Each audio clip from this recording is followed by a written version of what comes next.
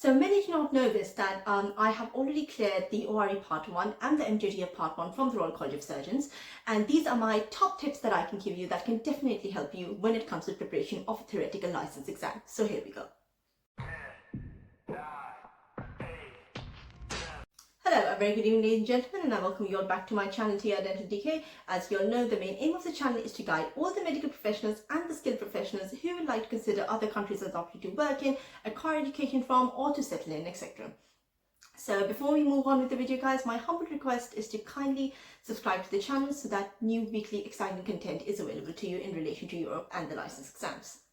So today we are actually going to talk about the theoretical license exams. So many do not know this, that I have already cleared the MJDF Part 1 and the ORE Part 1, and I'm going to give you some top tips that can definitely help you when it comes to clearing a license exam. Alright, so tip number 1 would be that I usually used to do was that please do have an overview. Now what is exactly an overview? An overview is actually the summary topics that you need to jot down before starting the preparation. These topics have to be the most important topics. You can either see the past papers or you can talk to your seniors, and of course they will tell you that in relation to a certain exam what are the important topics. Because if you do not write a summary of the main topics or the overview of the topics and which important topics you have to cover, it can be extremely overwhelming, because of course this is a 5-year syllabus that we have to prepare in 6-7 months and take an exam. So it is going to be very difficult and you'll be all over the place and it will be very overwhelming if you do not write an overview. So overview is very important. So you have to write like the certain specific important topics that you think are very important and are going to come in the exam, and then you're going to revise them again and again, so that way you will have a certain structure in your mind and things will get way easier for you. So this is my tip number 1. Now the tip number 2 would be that I have noticed that whenever somebody starts preparing for the license exam, of course there are a bunch of books, because if you go to ORE website or the Ireland Dental Council website, they are going to have 33, 34 books over there that we can consult. But of course that is not practically possible that we read all of these books before the license exam.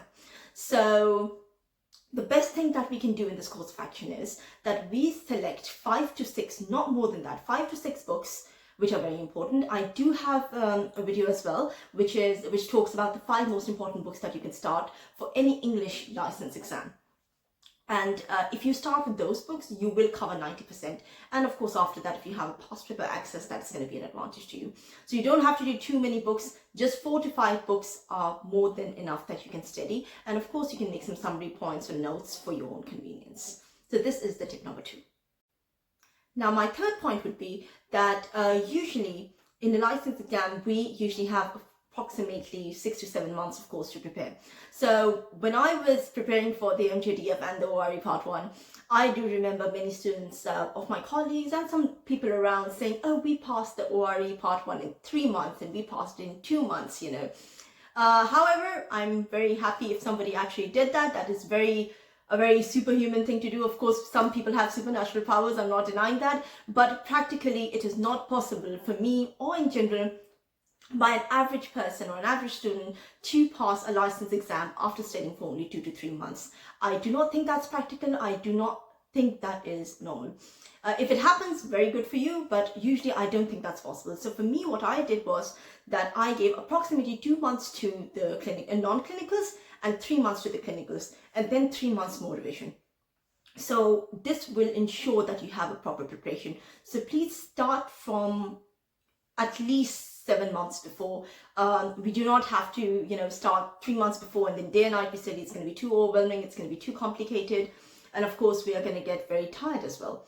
So the best course of action is to at least give it 6 to 7, good 7 to 8 months, and not even 6 to 7, 7 to 8 months, and you will be good to go. So these are my top tips, and I really, really hope they help. And yes, of course, one last thing, if you get any past papers or the past topics from other colleagues, if they tell you, from the seniors who have passed the exam, do focus on them more, because usually there's a repetition of the important topics. And this is why I said an overview is very important. All right, ladies and gentlemen, these would be the top 3 tips.